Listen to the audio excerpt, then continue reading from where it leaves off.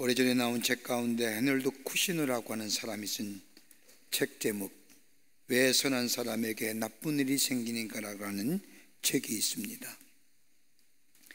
이 책의 저자인 헤널드 쿠시너 목사님은 천성이 착한 분으로서 큰 교회의 목회자로서 사람들에게 존경과 사랑을 받는 목사님이었습니다. 어느 날 그에게 태어난 귀한 아들이 3개월 만에 심각한 병이 있음을 발견하게 됩니다. 그 병은 다름이 아니라 조루증이란 병입니다. 어린아이가 늙어가는 겁니다. 어린아이가 10살이 되면 80세 노인의 모습으로 늙어가는 병이기에 더 이상 살 수 없는 모습을 지켜봐야만 합니다. 불치병에 걸려 죽는다면 잃어버렸다는 아픔을 가지고 살아가지만은 아들이 하루하루 늙어 가져가는, 죽어가는 그 모습을 본 이 부모의 마음은 정말로 견딜 수가 없습니다. 믿음으로 살려고 하는데, 할 수만 있으면 착하게 살려고 하는데 왜 나에게 이런 어려움과 고난이 올까? 그것도 하루 이틀 만에 끝나는 어려움이 아니라 긴 시간을 지켜보면서 가장 사랑하는 아들이 서서히 죽어가는 그 모습, 그 이유가 어디에 있을까? 깊은 의문을 가지고 하나님 앞에 그는 기도하기를 시작합니다. 그러면서 지은 책이 왜 선한 사람에게 나쁜 일이 생기는가 하는 책입니다. 그 책에 보면 그는 결론적으로 이렇게 이야기합니다. 인생의 모든 고난은 나 혼자만 당하는 것이 아니다. 누구나 다 고난 당하고 어려움 가지고 산다는 겁니다. 또 하나의 그가 발견한 결론은 이 땅에 우연히 일어나는 것은 없다는 겁니다. 나는 받아들이지 않지만은, 나는 용납되지 않지만은, 이해가 되지 않지만은, 그러나 그 고난 가운데는 분명히 하나님의 뜻과 계획이 있음을 나는 믿는다는 겁니다. 또 하나 그가 맺은 결론은 길을 막으신 하나님은 다른 길을 열어주신다는 겁니다. 하나님은 슬픔과 기쁨을 병행해 주시는데 이러한 일을 통하여 더욱더 하나님을 의지하며 하나님이 기뻐하시는 성숙한 인격의 소유자로 만들어 가신다는 겁니다. 이 땅에 사는 사람들 기쁨으로만 사는 사람 없고, 이 땅에 사는 사람들 또한 슬픔으로만 사는 사람은 없다고 그는 생각합니다. 기쁨과 슬픔을 함께 경험하면서 하나님이 기뻐하시는 성숙한 인격의 삶으로 만들어 가신다는 것. 그리고 또 하나 있다고 한다면, 하나님은 한 땅의 문을 닫으실 때에는 분명히 하늘의 문을 열어 놓으신다는 겁니다. 한 가지의 문을 닫으시면 다른 문을 열고 우리를 인도해 주시는 분이 하나님이시라는 겁니다. 여러분, 우리가 우리 인생의 여정을 살아가면서 우리가 이해하지 못하는 고난과 어려움이 이번만은 것은 아닐 것인데, 내가 선택하지도 않았지만 우리에게 갑자기 달라붙인 이 시련과 이 고난을 당하면서 왜 내게 이런 어려움이 있을까? 왜 내게는 이런 시련이 다가오는가라고 의문을 가집니다. 그러면서 우리는 우리의 인생의 여정이 그리 쉽지 않다는 것은 압니다만은, 그래도 우리의 인생이 복되고 평안한 삶, 아름답고 풍요로운 인생을 살아가기를 원하는 건 누구나 다 가지고 있는 마음일진데 왜 내게 이런 아픔이 줄까? 내게 왜 이런 어려움이 있을까? 하며 깊게 고민할 때가 있습니다. 오늘 본문에 나오는 사도 바울도 마찬가지입니다. 그는 그로 하여금 괴롭게 하고 고통스럽게 하는 육체의 가시가 있었습니다. 바울이 가졌던 육체의 가시가 구체적으로 성경에는 어떤 모습으로 나오지는 않지만은, 성서학자들이 이해하면 바울이 가졌던 육체의 가시는 아마 눈에 관한 것이었다, 눈에 문제가 있을 것이라 생각하고 안지라는 얘기를 하는 분도 계시고, 또 다른 견해인 갈라디아 4장의 말씀을 근거로 그 갈라디아 교회에 갔을 때에 바울이 강단에서 하나님 나라의 복음을 전하다가 넘어진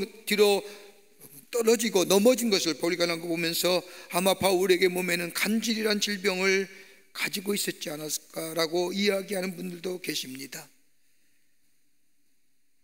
그러기에 바울이 말하는 육체의 가시라고 하는 것은 다름이 아니라 육체적으로 다가오는 고통, 육체의 질병이라 할 수 있을 겁니다. 바울은 이 질병을 없애기 위하여 하나님 앞에 간절히 기도합니다. 그것도 3번씩이나 그 질병의 고통과 아픔과 씨름하면서 하나님 앞에 간절히 3번씩이나 기도합니다. 그냥 기도한 것이 아닙니다. 마치 예수님이 십자가의 사건을 앞에 두고 겟세마네 동산에서 기도하실 때에 땀방울이 변하여 핏방울이 된 것처럼 간절한 마음으로 하나님 앞에 기도했을 겁니다. 이런 기도에 하나님이 응답하시지 않습니까? 내 은혜가 내게 족하다라고 하는 말씀으로 바울의 기도에 응답하게 될 때 바울은 자신이 가지고 있는 고난과 어려움에 대한 새로운 해석으로 새롭게 다가갑니다. 그러면서 고백한 것이 나의 다 된 것은 하나님의 은혜입니다. 여러분, 우리의 인생의 삶, 고난과 고통 없는 사람 없을 겁니다. 그러기에 어떤 시인이 인생에 대하여 정의하기를 우리의 인생이란 문제를 풀어가는 여정이라고 얘기하는 것처럼 우리의 삶의 고난과 어려운 문제 하나가 사라지면 이제는 없는 줄 아는데 어느새 내 안에 삶 속에 자리 잡고 있는 이 어려움과 이 고통과 이 문제, 어떤 이들은 견디다 못해 원망하지요. 불평합니다. 원망과 불평이 지나칠 때에 불신앙의 자리에 앉게 되지요.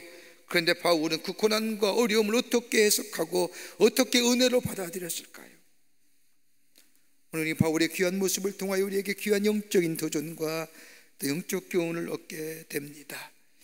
오늘 이 은혜가 여러분과 저희 가운데 풍성하게 넘쳐나기를 먼저 주의 이름으로 간절히 축원합니다. 첫째로 바울이 이렇게 얘기합니다.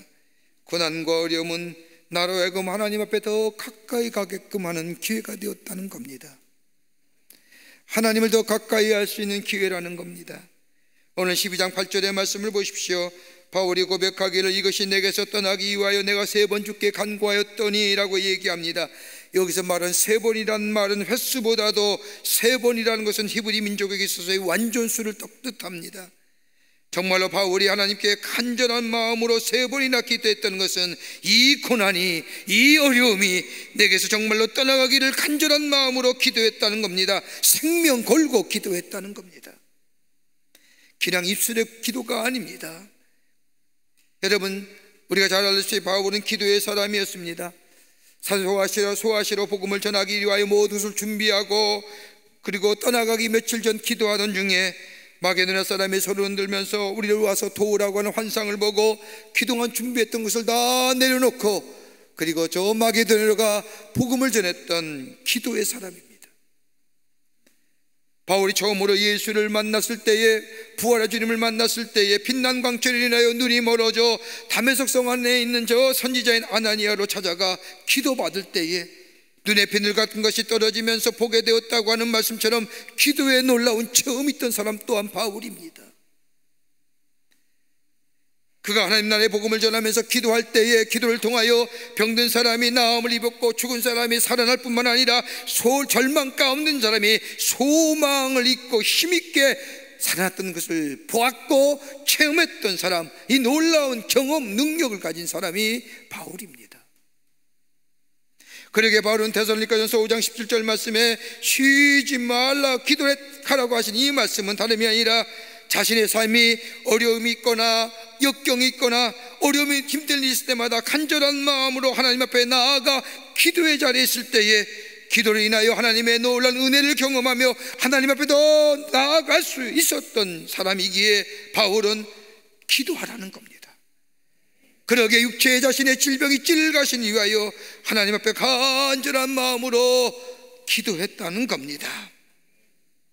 바울이 말하는 여기서 가시라고 하는 것은 헬라어로 스컬러프라고 하는 말인데 이 말은 끝이 뾰족한 막대기, 그러기에 끝이 뾰족한 막대기로 자신을 마구 찌른다는 겁니다. 여러분, 단순히 육체의 고통일 뿐일까요?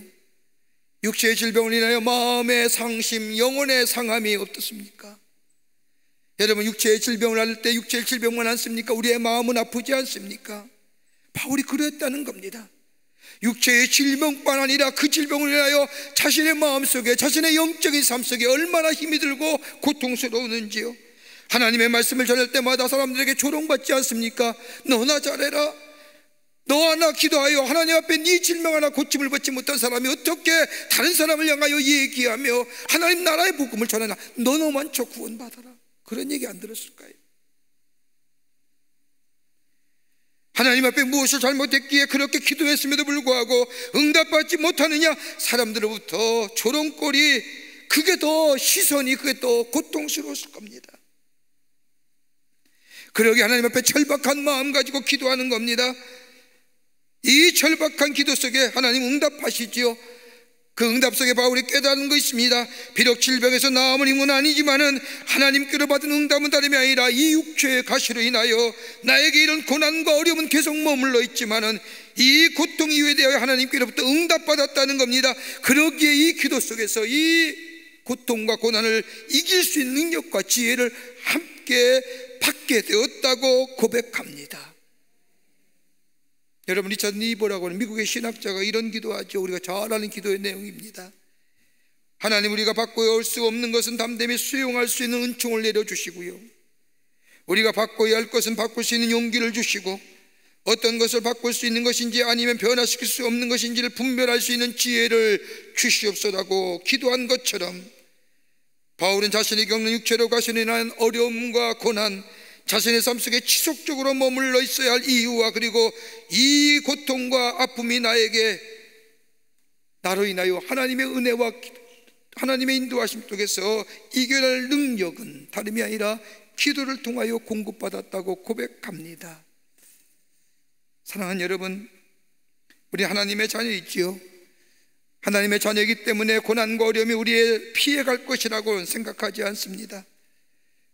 그러나 그 고통이 우리에게 피해 나갈 수는 없지만, 아니 피해가지 않고 우리 안에 머물러 때도 있지만, 우리 여전히 하나님의 자녀답게 살 수 있는 것은 다름이 아니라 전능하신 하나님 앞에 나아가고 기도하면 하나님 우리에게 지혜와 능력을 주셔서 고통과 어려움 가운데 주저하지 않고 그것을 딛고 일어설 뿐만 아니라 하나님께 더 가까이 나아가 하나님을 아바 아버지라 부르며 기도할 수 있을 뿐만 아니라 이 내 삶 속에 당하는 이 찔리는 고통, 아픔을 통하여 하나님 앞에 영광 돌리는 삶으로 인도하신다는 그 놀라운 은혜가 우리 안에 있을 때에 있게 되기 때문에 실족하거나 넘어지지 않는다는 겁니다. 그러게 바울은 쉬지 말고 기도하라는 겁니다. 아브라함 보십시오.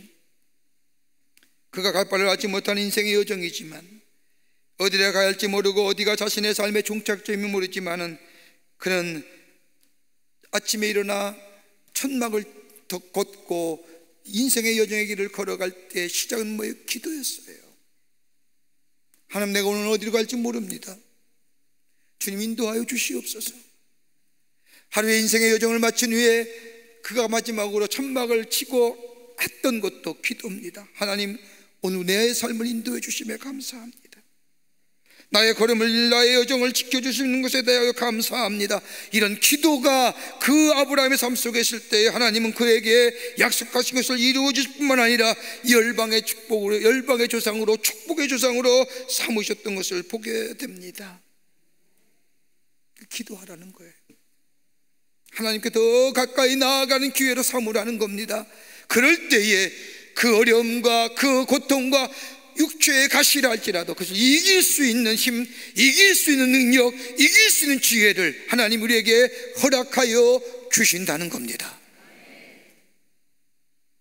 헬리나 우일이라고 하는 영성학자가 그가 쓴 책 중 가운데 모든 것을 새롭게 하는 책을 보면 인간을 가리켜서 정의하기를 산뜻하면서 못다한 삶이라 정의합니다. 여러분, 산뜻하면서 못다한 삶이잖아요. 잘 산 것 같지만 다음에 뒤돌아보면 잘못 산 것 같다잖아요. 산뜻하면서 못다한 삶이 어떠한 삶인가 이유를 얘기합니다. 하나는 뭐예요? 너무 바빠서 산뜻하면서도 못다한 삶이라는 겁니다. 엉성하게 지나갔다는 거예요. 가진 듯하면서도 못 가지고 안 가졌다면서도 모르는 우리의 삶, 다름 아니라 너무 바빠서 그렇다는 겁니다. 여러분 가만 생각해 보세요. 그렇지 않습니까? 산뜻한데 엉성하게 산 것 같죠. 제 방에 책이 좀 서고의 책이 있는데 이 글을 읽으면서 그렇구나, 내가 서고에 있는 책들 내가 처음부터 끝까지 본 책이 별로 없는 것 같아요. 군데군데 내가 필요한 것만 봤지 처음부터 끝까지 진득하게 앉아서 끝까지 읽은 책이 별로 안 보이더라고요. 내가 얼마나 내 마음속에 참 엉성하게 살았구나. 바빠서 그런 거예요. 또 하나 이유를 얘기하죠. 염려 때문이라는 겁니다. 염려 때문에 산뜻하면서 못다한 삶이라는 겁니다. 여러분, 우리의 삶을 돌아보면 염려 때문에, 쓸데없는 걱정 때문에 잘 살 인생이 그렇지 못했던 것을 봅니다. 어느 개그님이 얘기했던 것처럼 걱정한다고 되냐는, 쓸데없는 염려 때문에 산 것 같은데 못다한 삶이 되어버렸다는 겁니다. 여러분, 그럼에도 불구하고 하나님께서 우리에게 약속하신 것을 우리의 삶 속에 이루어가는 인생, 그것이 복된 인생이고 아름다운 인생의 여정을 걸어가는 건데, 다름이 아니라 우리 안에 삶의 어려움이 있다 할지라도, 삶의 곤고함이 있었다 할지라도, 삶의 고통이 있지 할지라도 기도하게 될 때에, 하나님에 더 가까이 나아가는 삶이 될 때에 우리의 삶 속에 다가오는 고난이나 시련을 안에 주저앉거나 낙심하거나 포기하는 것이 아니라 하나님 앞에 더 나아가 하나님이 주신 지혜와 하나님의 능력을 통하여 주저앉는 것이 아니라 일어서며 더 나아가는, 하나님의 주시는 지혜와 능력을 통하여 우리의 삶 속에 복된 인생으로 살아가는 하나님의 약속의 성취가 이루어지게 되는 줄 믿습니다. 기도해요. 원망하고 불평하는 게 아니라 기도하라는 거예요. 두 번째는 고난과 시련을 통하여 겸손해졌다고 바울은 고백합니다. 겸손한 거예요. 고린도후서 12장 7절의 말씀을 보십시오. 여러 계시를 받은 것이 지극히 크므로 너무 자만하지 않게 하시려고 내 육체에 가시고 사단의 사절을 주셨으니 이는 나를 쳐서 너무 자만하지 않게 하려 하심이니라. 바울은 고린도 교회 성도들 앞에 고백하는 겁니다. 여러분도 아셨습니까? 내가 얼마나 많은 은사를 가졌습니까? 여러분도 알지 않습니까? 내가 기도할 때 죽은 자가 살아나지 않습니까? 내가 기도할 때 병든 자가 고침을 받지 않습니까? 수많은 이적과 기적을 행하셨지요. 하나님 내게 육체의 가시를 준 거든요.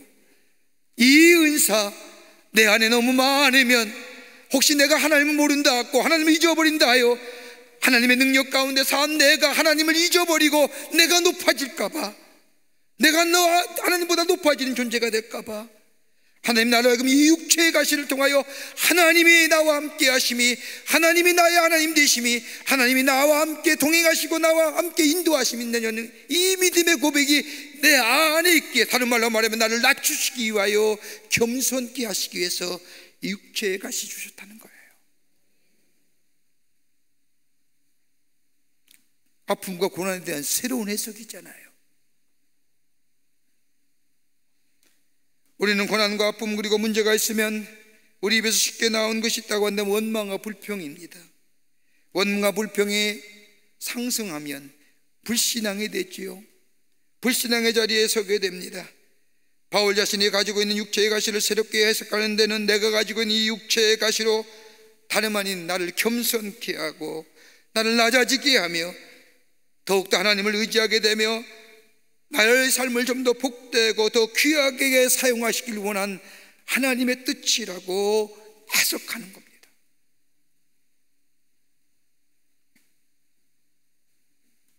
여러분, 신앙생활에서 가장 큰 덕목이 뭘까요? 겸손함입니다. 교만함은 하나님이 사용하지 않습니다. 그러게 잠언서 16장 18절 말씀에 교만은 패망의 선몽이라고 말씀하신 것은, 교만함은 하나님께서 사용하실 수 없을 뿐만 아니라 하나님의 사람으로 살아갈 수 없기 때문입니다. 그 대표적인 예가 누굴까요? 사울왕입니다. 이스라엘 있어서의 전쟁은 하나님께 속한 영역입니다. 이스라엘 백성이 아무리 용감하고 좋은 무기를 가졌다 할지라도 하나님의 허락하신 전쟁이야만이 승리할 수 있습니다. 사울왕이 그랬거든요. 하나님의 도우심으로 승승장구합니다. 하나님이 함께 하심이 인하여 블레셋을 물리치고 이스라엘 영토가 점점점 확장되어 갑니다.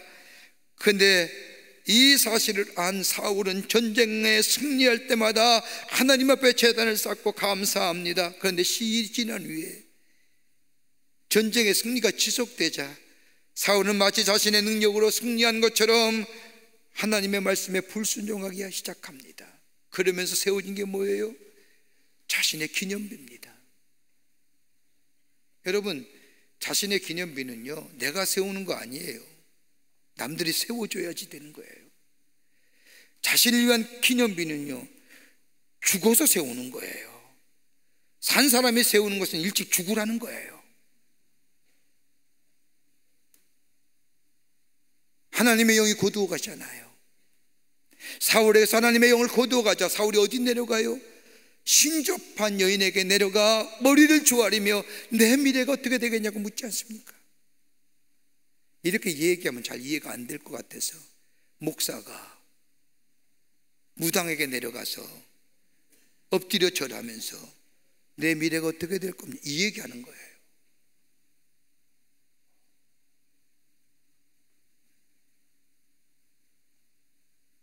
교만한 자는 하나님이 물리하시잖아요.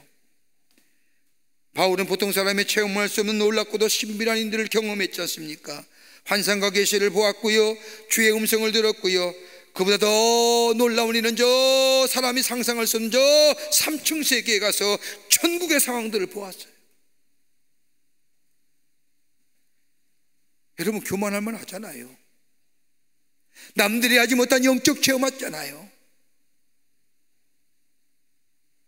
그러기에 바울은 만약에 내 삶 속에 고난이 없었더라면, 내 삶 속에 이 육체에 찌르는 가시가 없었더라면, 내가 보았던 일, 내가 경험했던 일, 내가 행했던 하나님의 능력들, 이걸 인하여 내가 교만할 수밖에 없는데, 하나님이 나로 하여금 겸손케 하시고 더욱더 하나님을 의지하게 하시며 하나님 나라에 쓰임받기 위해서 내게 이 아픔, 이 고난, 이 어려움 내게 주셨다는 거예요. 나를 또 하나님 사용하시기 위해서요. 하나님도 붙잡고 살기 위해서.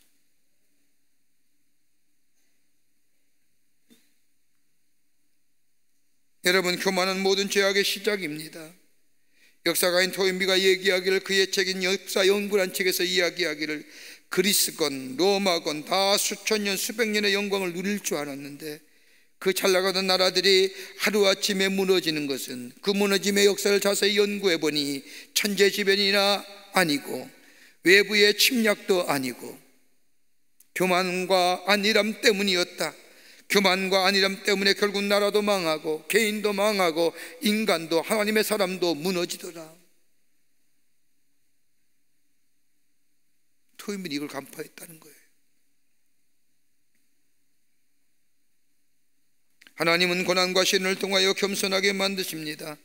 낮추실 뿐 아니라 하나님의 은혜가 아니면 살아갈 수 없음을 고백하게 됩니다. 여러분, 고난과 시련이 없었더라면 우리가 겸손해질 수 있었을까요? 하나님 앞에 이렇게 우리가 나와 예배할 수 있었을까요? 절망 앞에 몸부림치며 절망 앞에 내가 할 수 있는 것이 아무것도 없었다고, 할 수 있는 것이 없다라고 깨달은 자만이 하나님 앞에 나와 예배하며 찬송하며 기도하며 하나님의 사람으로 온전하고 성숙한 인격으로 나아가는 건 아닐까요?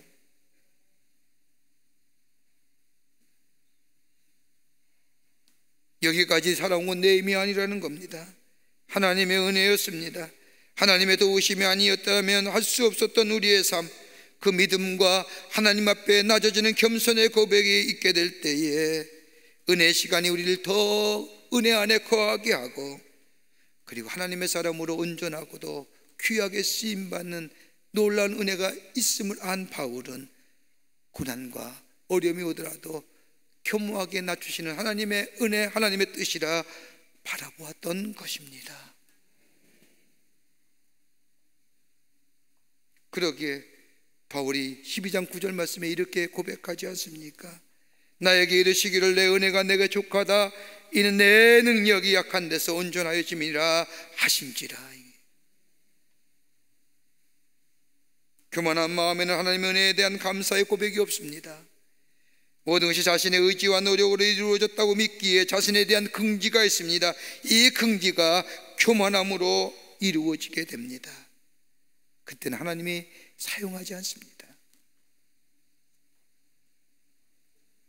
나를 새롭게 만드신 하나님의 은혜, 고난과 시련을 통하여 나를 낮추시고 나를 더 하나님의 은혜 안에 거하여 더 하나님의 역사에 쓰임받는 존재로 삼으시기 위한 하나님의 뜻임을 발견하며, 나의 나된 것은 하나님의 은혜라 고백했던 이 바울의 고백이 오늘 저와 여러분의 고백이 되어 하나님의 복된 삶으로, 복된 인생으로 살아가는 놀라운 내가 임하기를 간절히 축원합니다. 끝으로 살아계신 하나님을 증거하게 되었다는 고백입니다. 고난과 시련을 통하여 하나님을 증거하는 삶이 되었다는 겁니다. 고린도후서 12장 10절 말씀을 보십시오. 그러므로 내가 그리스도를 위하여 약한 것들과 능력과 궁핍과 박해와 곤고를 기뻐하노니 이는 내가 약한 그때의 강함이니라. 여러분, 바울은 자신이 가지고 있는 육체의 가시를 통하여 자신감을 잃어버린지도 모릅니다. 여러분, 가만히 보세요. 우리 안에 육체의 가시가 있으면요, 자신감을 잃어버려요. 조심스럽게 말씀드리지만 가정에 육체의 가시로 고생하는 자녀 있으면요, 그 부모는 자신감을 잊어버려요. 나의 몸에 원치 않는 질병이나 그 밖의 것들, 즉 육체의 가시가 있으면 자신감이 사라짐을 보게 됩니다. 바울이 그랬거든요. 여러분, 바울이 빌립보서에 자신의 삶을 고백한 걸 보십시오.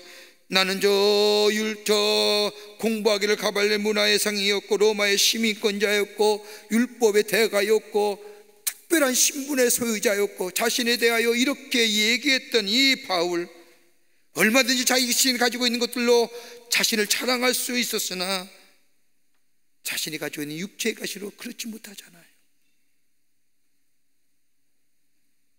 육체의 가시로 자신은 아무것도 아닌 자로 생각했는지도 모릅니다. 이 고통과 아픔 때문에 자신이 하고 싶거나 자신을 즐겁게 하는 취미나 여가들 생각하지도 못했을 겁니다. 이 아픔 때문에 낙심했을 것이고, 이 아픔 때문에 자신의 한계에 부딪혔을 것이고, 이 한계 때문에 의로움이나 자신감이나 당당감 다 잊어버린지도 모릅니다.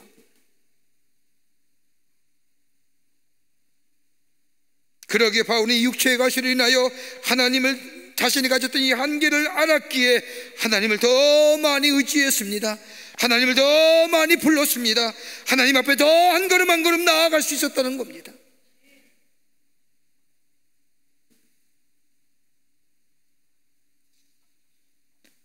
때로는 약해도 능력과 핍박과 궁핍함, 공고를 당해도 두려워하지 않을 것은 이 육체의 가시로 하나님 앞에 더 나아가게 하고 하나님의 이름을 더 많이 불렀기에 자신은 감당하지 못했기에 하나님이 능히 감당하실 수 있도록 도와주실 뿐만 아니라 자기와 함께 계심을 믿었기에 이 고난과 어려움을 이겨낼 수 있었다는 겁니다.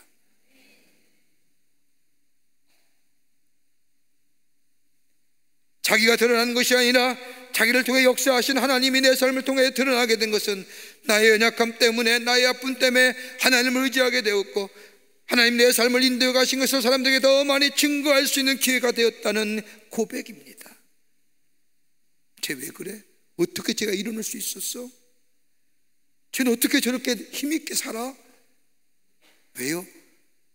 하나님 앞에 나아가 하나님 앞에 붙잡고 기도했더니 하나님이 내게 그 일을 이길 수 있는 능력과 힘과 기회를 주셨기에 내 안에 역사하신 하나님을 증거하게 됐다는 거예요. 미국 오클라호마의 조그만 시골에 한 소년이 살고 있었습니다. 목사님의 손자였습니다. 어려서부터 할아버지와 더불어 부모님과 더불어 신앙생활하고 자랐습니다. 그런데 아버지로부터 한 번도 칭찬을 받지 못한, 들어보지 못한 삶을 삽니다. 그러게 그에게는 사랑에 대한 갈급함이 있었습니다. 인정받고 싶은 마음이 있었습니다. 이런 마음의 욕구가 청소년기에 들어가면서 사랑을 갈구하다가 그만 동성을 사랑하게 됩니다. 동성애자가 된 겁니다. 자신이 믿어왔던 신앙과 자기가 고백했던 신앙과는 전혀 다르게 살고 있는 이 괴로움이 그의 삶을 온통 검게 만들어 버렸습니다. 이것을 잃어보려고, 극복해 보려고 그는 기독교 대학, 개통의 대학에 입학했지만 자신이 가지고 있는 이 괴리감 극복할 수 없어서 여러 번 자살을 시도하다가 실패하면서 학교 공부조차도 포기하게 됩니다. 시리와 낙담 가운데 있습니다. 마약이 손을 대면 마약 중독자가 됐습니다. 그런 가운데 자기를 위해 기도한 한 친구의 전화를 받게 됩니다. 그 친구, 수학이 너머에 들어온 친구의 음성에, 친구야, 내가 너를 위해 기도할 때에 기도의 응답을 주셨는데 하나님께서 너에게 음악을 주신다고 하네. 그런데 그 음악은 모든 사람이 부를 수 있는 감동스러운 음악을 주신다고 하는데, 그러니 음악을 해보는 것이 어떻겠어? 라고 친구가 이야기합니다. 그러면서 이어지는 말이, 우리 엄마도 너에 대해 꿈을 꾸었는데 이상하게도 나와 같은 꿈이었어. 그러니 음악을 해보는 것이 어떻겠냐? 만약 너희 집에서 하기가 힘들면 우리 집에 와서 같이 살면서 해보지 않겠니? 라고 친구가 전화기 통하여 제의하는 겁니다. 이 제안을 받은 이 친구는 큰 친구 집에 가 함께 살기 시작하면서 음악을 하기 시작합니다. 음악을 공부하면서 곡도 쓰기 시작을 합니다. 그러던 어느 날 한 친구와 가족과 함께 한 콘서트에 참석하게 됩니다. 콘서트 제목이 사도행전 2장과 함께하는 제목의 콘서트였습니다. 그때 한 사회자가 나와서 이런 이야기하는 겁니다. 주님께서는 용서하지 못할 죄, 치유하지 못할 죄 없습니다. 당신의 죄에 더 숨길 필요가 없습니다. 하나님은 당신을 너무나 사랑하시고 그러기에 기다리고 계십니다. 일반적인 이야기지요. 그런데 이 이야기가 이 사람에게는 하나님이 자신에게 말씀하시는 하나님의 음성으로 듣게 됩니다. 이제 그 자신은 자신이 한 이 동성애의 행위가 하나님이 절대로 용서하지 않을 거라고 생각했습니다. 그러면서 나는 저주받은 인생이라고 생각하며 살았습니다. 그런데 이 사회자의 말 한마디 앞에 나를 용서하시고 받아주시는 주님의 십자가가 그의 앞에 나타나기 시작한 겁니다. 십자가 앞에 그동안 죄책감과 억눌린 삶, 자신의 죄된 모습의 삶, 아버지에게 받지 못했던 사랑과 더불어 아픈 마음들을 그 자리에다 쏟아내오면서 그는 예수의 십자가 앞에 다시 서게 됩니다. 친구 집에서 읽었던 시편의 말씀, 다윗의 생애에 대한 말씀을 읽으면서 묵상했던 것들, 그 말씀들이 그의 뇌리에 주마등처럼 스치면서 십자가 앞에 자신의 죄를 회개하며 울기 시작을 합니다. 하나님의 은혜의 물결이 그의 삶을 덮습니다. 그리고 동성애의 끌림보다도 더 풍성한 하나님의 은혜가 그의 마음속에 임하게 됩니다. 그 가운데 글과 곡을 쓰기 시작합니다. 그가 작곡하고 그가 작사한 곡이 바로 데니스 저니건이 쓴 약할 때 강함 되신 주예요. 약할 때 강함 대신에 나의 보배가 되신 주, 주 나의 모든 것, 주 안에 있는 보물을 나는 포기할 수 없네. 주 나의 모든 것, 십자가 죄사하셨네. 주님의 이름 찬양해. 주 나의 모든 것, 쓰러진 나를 세우고 나의 빈잔을 채우네. 주 나의 모든 것, 예수 어린 양 존귀한 이름, 예수 어린 양 존귀한 이름. 이 찬양을 통하여 변화되었습니다. 그리고는 동성애 마약을 끊고 대학 때 만났다가 헤어진 멜린다라고 하는 여인과 결혼하고 9명의 자녀를 두고 복음을 전하는 하나님의 사람이 되었답니다.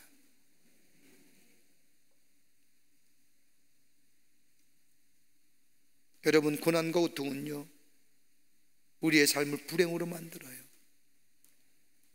고난과 고통의 삶은 우리의 성격도 바꿔요. 고난과 고통의 삶은 우리의 습관도 바꾸고요. 그 고난과 아픔의 자국 때문에 괴로워한 분들이 얼마나 많은지요. 그런데 사도 바울은 오늘 우리에게 이렇게 얘기하는 거예요. 그러냐? 기도의 자리에 들어가. 하나님 더 가까이 하나님께 나아가. 그럼 하나님이 그 고난과 어려움 가운데 깊은 웅덩이와 수렁에 빠지지 않게 하시고 그를 일어서게 하시고 건져내셔서 우리의 삶의 여정을 하나님의 인도하심 받는 복된 삶으로 걸어가게 하실 거예요. 그건 나를 낮추시는 기회야. 그것마저 없었으면 우리가 얼마나 교만한지 아니? 그리고 그 일을 통하여 하나님이 내 안에 역사하신 그 하나님을 증거케 하시는 하나님의 계획이에요. 이 고백이 우리 안에 있을 때 우리가 당하는 고난과 고통은 그저 무의미한 고통과 고문은 어려움은 아닐 겁니다.